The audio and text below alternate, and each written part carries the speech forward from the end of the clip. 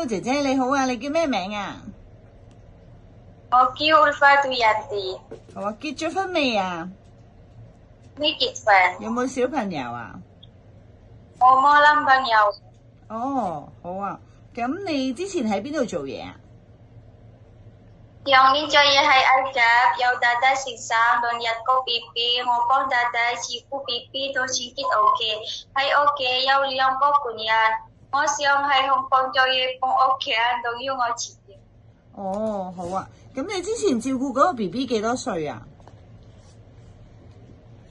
而家啊，years，2歲，兩好啊。係咪2歲啊？小朋友？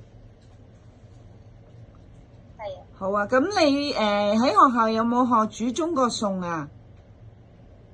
可以當以清飯、關當酒菜。咁你中唔中意小朋友啊？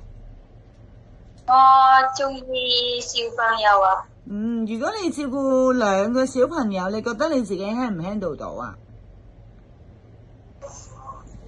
幫小朋友沖涼，幫小朋友着衫換衫，幫小朋友洗面、當雜牙、送接飯盒、放學。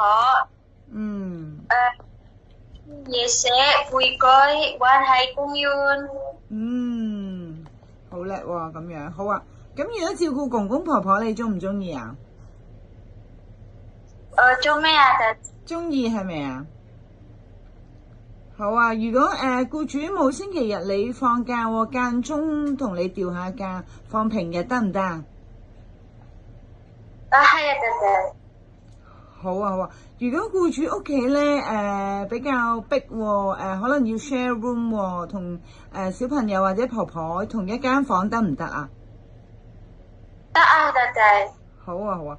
咁係啊，點解你想嚟香港做嘢嘅？